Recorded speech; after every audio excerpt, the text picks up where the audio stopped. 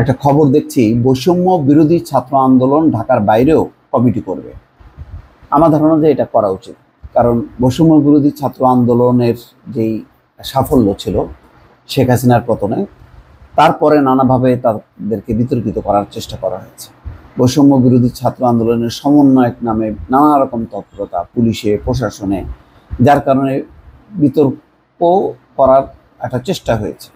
এখন বৈষম্য বিরোধী ছাত্র আন্দোলন একটা নতুন ধারা, নতুন একটা শক্তি, এরকম নতুন শক্তি আসা উচিত, রাজনীতিতে আসা উচিত, শিক্ষা প্রতিষ্ঠানে আসা উচিত, সকল অঙ্গনেই আসা উচিত, যাতে একটা নতুন দিক নির্দেশনা দিতে পারে। কারণ রাজনীতির নামে যা হয়েছে বিগত 15-20 বছর বা 30 বছরে, এটা অকল্পনীয়। রাজনীতি মানে হচ্ছে একটা দুর্বৃত্তদের হাতিয়ার, দুর্বৃত্তায়নের একটা অংশ হয়ে গেছে রাজনীতি।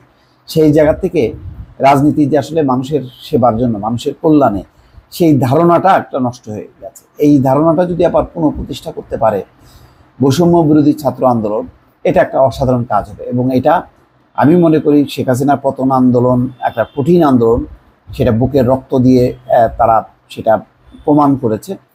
এখন প্রমাণ করার দরকার, এবং সেটাও কম কঠিন না, যে একটা স্বচ্ছ রাজনীতি, এবং রাজনীতি মানুষের জন্য, রাজনীতি মানুষের অধিকার প্রতিষ্ঠার জন্য, এই কাজটা যদি বৈষম্য বিরোধী ছাত্র আন্দোলন করতে পারে, ছাত্রদের নিয়ে মানুষের মধ্যে যে ধরনের নেতিবাচক একটি ধারণা তৈরি হয়েছে, সেই ধারণাটা মুক্ত করা দরকার।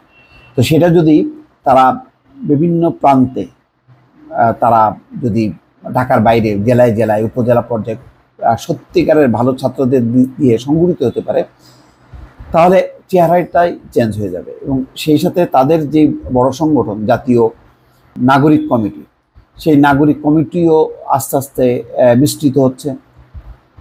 এবং এর মধ্যে বৈষম্য বিরোধী ছাত্র আন্দোলন, তারাও যদি তাদের শাখা প্রশাখাগুলো বিস্তৃত করে এবং সাধারণ ছাত্রদের যদি একটা আস্থা যোগাতে পারে, আমি মনে করি যে এটা একটা ভালো কাজ হবে।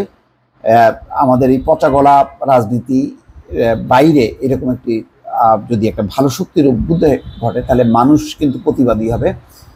মানুষ তখন ওই যে চাঁদাবাজি, দখল, তদবির, নানা রকম যেই ঘটনা ঘটেছে সেইগুলোর থেকে কিন্তু মুক্ত পাবে। ইতিমধ্যে কিন্তু ছাত্র আন্দোলনের সহ সমন্বয়ক পরিচয় দিয়ে চাঁদাবাজি, দখল, তদবির, সুপারিশ, শিক্ষকদের সাথে দুর্ব্যবহার করা, অধ্যক্ষ তাড়ানোর, বিতরণের মতো অনেক রকম যেই কর্মকাণ্ডগুলো কিন্তু সেটা সোশ্যাল মিডিয়াতে প্রকাশ পেয়েছে, এবং মানুষও মনে করে যে হ্যাঁ, এটা বোধহয় বৈষম্য বিরোধী ছাত্র আন্দোলনের লোকজনই করছে।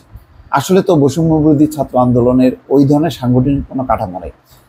যেটা ছিল সেটা হলো ঢাকা কেন্দ্রিক, আর ঢাকার বাইরে যেটা গড়ে উঠেছে সেটা স্বতঃস্ফূর্তভাবে, এবং তাদের প্রতিটা জায়গায় সমন্বয়ক ছিল। সমন্বয়ক থাকা মানে এই না যে সমস্ত জায়গায় তাদের একটা সাংগঠনিক একটা শক্তি ছিল, যেমন ছাত্র শিবিরের আছে, ছাত্র দলের আছে। সেটা তো বৈষম্য বিরোধী ছাত্র আন্দোলনের ছিল না। তা বৈষম্য বিরোধী ছাত্র আন্দোলন এখন যেটা বলছে যে তাদের কেন্দ্রীয় সমন্বয়ক ও সহ সমন্বয়ক 158 জন, কেন্দ্রীয় সমন্বয়ক ও সহ সমন্বয়করা গত সেপ্টেম্বর মাসে 8টি দলে ভাগ হয়ে দেশের 44টি জেলায় মত বিনিময় সভা করেছে। এবং এই মত বিনিময় সভা করতে যেও কিন্তু অনেক ধরনের প্রতিকূল পরিস্থিতির সম্মুখীন হয়েছে। আচ্ছা, এইসব সভায় বিভিন্ন শ্রেণী পেশার মানুষের কাছ থেকে বিকল্প রাজনৈতিক শক্তি গড়ে তোলা সহ নানা ধরনের প্রস্তাব এসছে।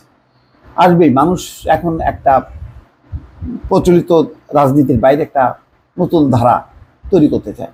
সেই ধারা যদি আস্তে আস্তে বিকশিত হয়, সামনের নির্বাচনে যদি তাদের যে নাগরিক কমিটি অংশ নেয়, সেখানে যদি তারা কিছু সংখ্যানুপাতিক হারে যদি এবার সংস্কার হয়, তাহলে সেখানে যদি তাদের 5-10 জন যদি এমপি থাকে, অথবা যদি দলগত নির্বাচনের মধ্য দিয়েও যদি তাদের সংসদে প্রতিনিধিত্ব থাকে, এবং তারা যদি ভালো কাজ করে, তাহলে মানুষের সমর্থন হুড়মুড় করে আসতে সময় লাগবে না।